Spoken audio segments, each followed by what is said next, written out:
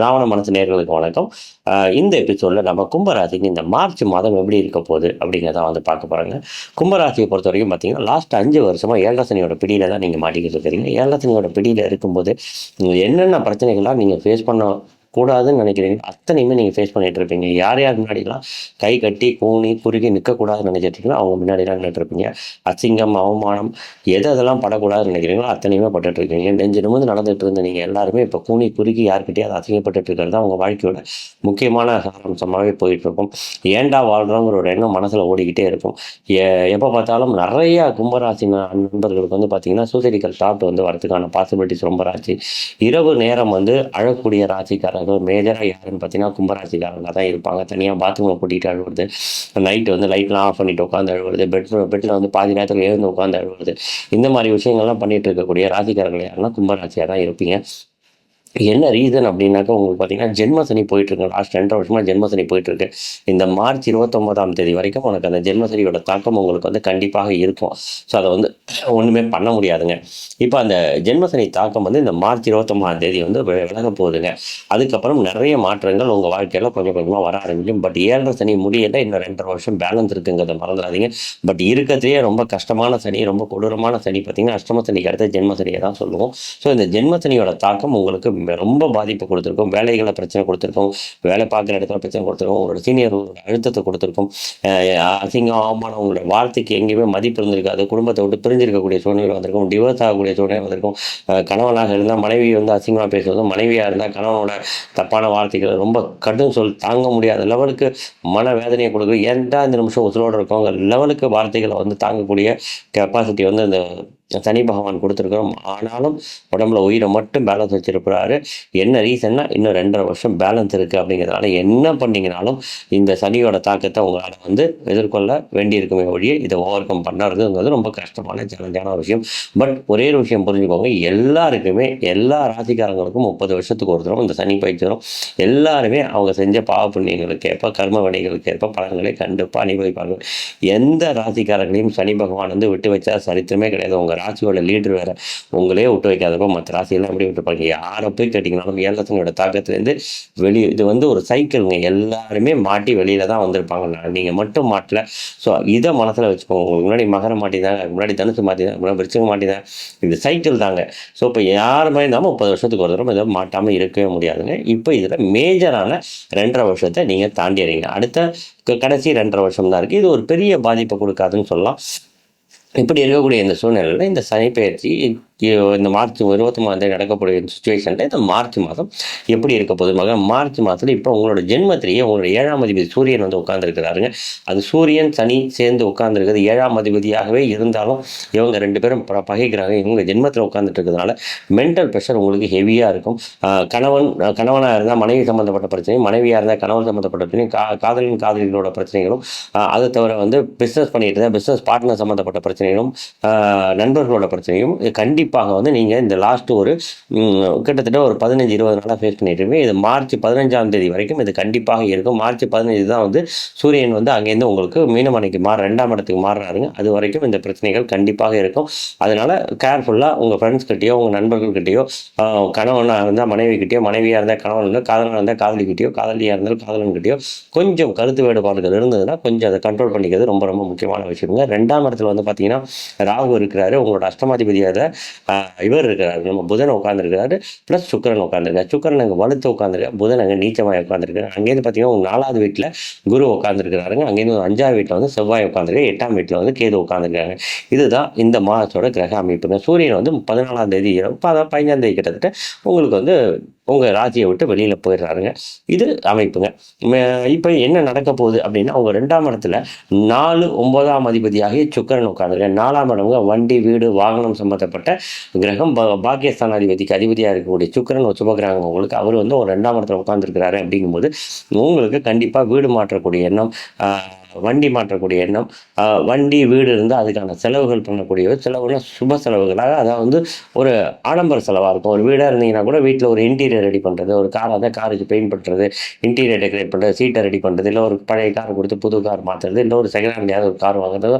சுக்கிரன்றது ஆடம்பர கிரகம் பண்ணுறீங்க. அதுவும் இந்த மாதிரியான விஷயங்கள். அதே மாதிரி ட்ரெஸ்ஸஸ் வாங்குறது, பர்ஃப்யூம் வாங்குறது, ஆடை ஆபரணங்கள் வாங்குறது, இந்த மாதிரி விஷயத்தெல்லாம் உங்களை பண்ண வைப்பாருங்க. செலவு பண்ணுறதுக்கான வாய்ப்புகள் உங்களுக்கு உண்டு. அதே மாதிரி வந்து பார்த்தீங்கன்னா ராகு 2ல் உட்காந்துருக்கிறதுனால 2ஆம் இடத்துல அஷ்டமாதிபதி நீச்சமாய் உட்காந்துருக்கிறதுனால வார்த்தைகள் ரொம்ப கேர்ஃபுல்லாக, உங்களுக்கு சுக்கரன் உட்காந்துமா வார்த்தைகள் வந்து ஒரு கவர்ச்சியாக அப்படியே பயங்கரமான வார்த்தைகளாக வந்தால் கூட அங்கே ராகுவும் புதனும் உட்காந்துருக்கிறதுனால கடும் சொற்கள் வரதுக்கான வாய்ப்புகள் உண்டு. பேச்சால் பிரச்சனை வரதுக்கான வாய்ப்புகள் உண்டு குடும்பத்தில். ஸோ அதனால் கொஞ்சம் கேர்ஃபுல்லாக இருக்க வேண்டிய விஷயம். இங்கே அதே மாதிரி வந்து குரு வந்து பார்த்தீங்கன்னா சுக்கரன் வீட்டில் உட்காந்து 2 பேரும் பரிவர்த்தனையும் வாங்கியிருக்கிறாங்க.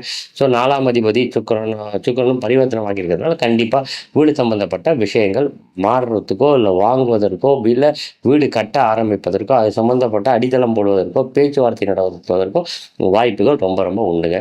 அதே மாதிரி 4ஆம் இடத்துல போய் குரு உட்காந்து 4ஆம் இடத்துல வலுத்திருக்கிறதுனால படிக்கக்கூடிய மாணவர்கள் நல்லா படிக்க ஆரம்பிப்பீங்க. பயங்கரமாக ட்ரெஸ்ஸிங் சென்ஸ் எல்லாம் கொஞ்சம் கலக்குவீங்க. படிக்கக்கூடிய மாணவர்களோட ட்ரெஸ்ஸிங் சென்ஸ் எல்லாம் கண்ணாடி முன்னாடி நிறைய நிறுத்துறதுக்கான வாய்ப்புகள் உண்டு. நல்லா படிக்கிறதுக்கான வாய்ப்புகள் உண்டு. நிறைய எக்ஸாம்லாம் வரதுனால நிறைய மார்க்குகள்லாம் வாங்குறதுக்கு ட்ரை பண்ணுறதுக்கான ஒரு கான்ஃபிடென்ட் உங்களுக்கு இப்போ கிடைக்குங்க. கொஞ்சம் ட்ரை பண்ணிங்கன்னா மார்க்ஸ் எல்லாம் கொஞ்சம் வாங்கலாங்க. அதே மாதிரி வந்து மேல் படிப்பு படிக்கக்கூடியவங்களாம் கொஞ்சம் இதுக்கான முயற்சிகள்லாம் பண்ணலாம். அதே மாதிரி 5ஆம் இடத்துல வந்து பார்த்தீங்கன்னா உங்களோட 3க்கும் 10க்கும் அதிபதியான செவ்வாய் உட்காந்துருக்கு. அது 3ஆம் இடம்ங்கிறது ஒரு மறைவுஸ்தானமாக இருந்தால் அதில் இது வந்து செவ்வாய் வந்து அரைப்பாவே அரசு அவங்க 10ஆம் அதிபதியாகவும் பொறுத்தா உட்காந்துருக்காங்க. 3ஆம் அதிபதி 5ல் போய் உட்காந்து 10ஆம் இடத்தோட கனெக்ட் ஆகிறதுனால வேலை சம்மந்தப்பட்ட மாற்றத்துக்கு நிறையா நீங்கள் முயற்சி பண்ணுவீங்க. அதே மாதிரி 5ஆம் இடம்ங்கிறது மனசு, காதல், குலதெய்வம், குழந்தை சம்மந்தப்பட்ட 3ஆம் அதிபதியாக போய் உட்காந்துருக்கிறதுனால செவ்வாய் ஒரு அரைப்பாவையாக இருந்தனால உங்களோட குழந்தைகளோட கொஞ்சம் பேச்சுவார்த்தைகள் தேவையில்லாத கடும் சொற்கள்லாம் ரொம்ப யூஸ் பண்ணாதீங்க. அவங்கள வந்து திட்டாதீங்க. அவங்கள அனுசரித்து போங்க. குழந்தைங்க லைட்டாக அவங்கள படுத்துவாங்க. ஸோ அதனால் கொஞ்சம் அவங்கள ரொம்ப டென்ஷன் ஆகாமல், ஏன்னா ஜென்மத்தில் வந்து சனியும் சூரியன் வேறு சேர்ந்து உட்காந்து, ஸோ தேவையில்லாத உங்கள் டென்ஷனையும் உங்கள் வேலையில் இருக்கக்கூடிய பிரச்சனைகளையும் குடும்பத்தில் இருக்கக்கூடிய பிரச்சனையும் கொண்டு போய் குழந்தை மேலே கொண்டு போய் காட்டாதீங்க. அதே மாதிரி குழந்தை பாக்கியம் இல்லாதவங்க செவ்வாய் அங்கே உட்காந்துருக்கிற வரைக்கும் கொஞ்சம் தடைகளை கொடுக்கறதுக்கான வாய்ப்புகள் உண்டு.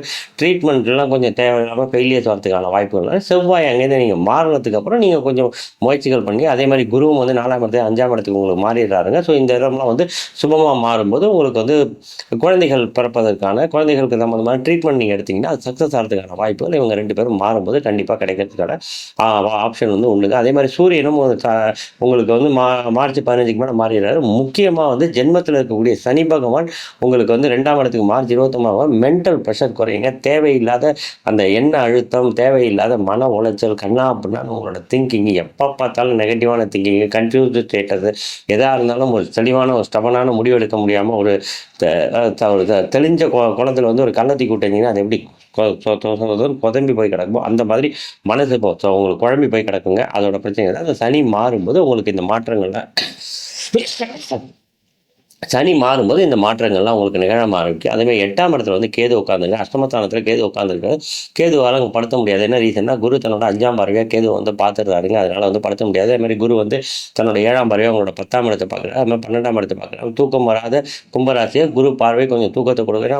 2-11 கூடிய அதிபதி தான் இல்லைங்களா. அதனால் விரயம் பண்ணிங்கன்னா கூட அது சுப விரயம். 4ஆம் இடத்துல உட்காந்து போய் குரு உட்காந்துருக்கிறதுனால படிப்பு சம்மந்தப்பட்ட, ஸ்கூல் சம்மந்தப்பட்ட நிறைய சுப விரயங்கள் நீங்கள் பண்ணுறதுக்கான வாய்ப்புகள் நிறைய கும்பராசி உண்டுங்க. மேக்சிமம் இந்த குருவோட பார்வை வந்து கேது மேலே வேறதுனால கேதுவால் இருந்து அஷ்டமஸ்தானத்தை வந்து பிரச்சனை கொடுக்க முடியாதுங்க. அதனால கேது கண்ட்ரோலாக இருப்பார். அதே மாதிரி புதனை வந்து அங்கே சுக்கரனோட சேர்றதுனால நீச்சபங்க ராஜயோகம் வாங்குறாருங்க. அவர் வந்து நேரம் தர 8ஆம் வீட்டை வந்து பார்த்துடுறாரு. சுக்கரனும் 8ஆம் வீட்டை பார்த்துடுறாரு. 3 கிரகங்கள் 8ஆம் வீட்டை பார்க்கும்போது உங்களுக்கு கேதுவோட ஃபோர்ஸ் வந்து குறைஞ்சிருங்க. அதே மாதிரி 7ஆம் அதிபதி வந்து ஜென்மத்தில் உட்காந்துருக்கு. அவரும் வந்து இப்போ மாறிடுறாரு. 7ஆம் இடத்தை டைரெக்டாக வந்து சனி வந்து பார்க்கறதுனால திருமண தடைகள்லாம் வரதுக்கான வாய்ப்புகள் உண்டு. காதலன் காதலிக்குள்ள பிரச்சனைகள் வரதுக்கான வாய்ப்புகள் உண்டு. அது இல்லாமல் இந்த மார்ச் 29ஆம் தேதி வரைக்கும் தாங்க. மார்ச் 29க்கு அப்புறம் கும்பராசிக்கு வந்து எக்கச்சக்க மாற்றங்களை நீங்கள் கொஞ்சம் கொஞ்சமாக வாழ்க்கையில் வந்து பார்க்க ஆரம்பிப்பீங்க. எதெல்லாம் உங்களுக்கு தடைகளாக இருந்துச்சோ, வேலைகளை தடைகள் இருந்திருக்கலாம், திருமணத்தில் தடைகள் இருந்திருக்கலாம், பிஸ்னஸில் தடைகள் இருந்திருக்கலாம், படிப்பில் தடைகள் இருந்திருக்கலாம், காதலில் தடைகள் இருந்திருக்கலாம். இந்த மாதிரி எதெல்லாம் உங்களுக்கு தடைகள் இருந்துச்சோ அந்த தடைகள்லாம் கொஞ்சம் கொஞ்சமாக விலக ஆரம்பிக்குங்க.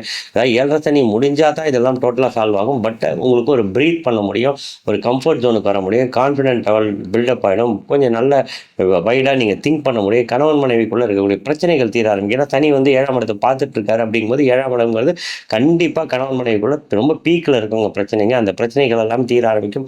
யாருக்காவது கணவன் மனைவிக்குள்ளே பிரிஞ்சு போக வேண்டிய சூழ்நிலைகள், இல்லை வாக்குவாதம், வம்பு, வழக்கு, ஒருத்தர் பார்த்துக்காமலாம் இருந்தீங்கன்னா கொஞ்சம் அவசரப்படாமல் அந்த டிவோர்ஸ்க்கு அப்ளை பண்ணிட்டு இருந்தீங்கன்னா இந்த ஒரு மார்ச் 29 வரை கொஞ்சம் அவசரப்படாமல் இருங்க. கொஞ்சம் உங்கள் ஜாதகத்தில் தசாபுக்தி நல்லா இருக்கிற பட்சத்தில் 6, 8, 12ஆம் திசைகள் நடக்காத பட்சத்தில் தசாநாதனோ புக்திநாதனோ அந்தரநாதனோ 6ஆம் இடத்துலையோ 8ஆம் இடத்துலையோ 12ஆம் இடத்துலையோ கனெக்ட் ஆகக்கூடாது. நட்சத்திர ரீதியாகவும் கனெக்ட் ஆகக்கூடாது. அந்த இடத்துல இருக்கவும் கூடாதுங்க. அந்த இடத்தோட ஆதிபத்தியம் வாங்கிடக்கூடாதுங்க. அந்த மாதிரியான சூழ்நிலையில் உங்களுக்கு ஏதாவது இருந்துச்சுன்னா தான் பிரச்சனைகள் நிறையா வரதுக்கான வாய்ப்புகள் இருக்குமே ஒழிய, மற்றபடி இந்த இடத்துல இல்லாமல் தசைகள் நடந்துச்சுன்னா அந்த மார்ச் 29ஆம் தேதிக்கு அப்புறம் ஒரு சுமூகமான சேஞ்சஸ் வரதுக்கான பாசிபிலிட்டிஸ் இருக்குது. மே மாதத்துக்கு அப்புறம் குருவும் வந்து உங்களுக்கு 5ஆம் இடத்துக்கு போகிறதுனால நிறைய சேஞ்சஸ் வருங்க. அதனால கும்பராசிக்காரர்களுக்கு இந்த மார்ச் மாதம் கொஞ்சம் ப்ரீத் பண்ணக்கூடிய ஒரு மாதமாக தான் உங்களுக்கு இருக்கும்.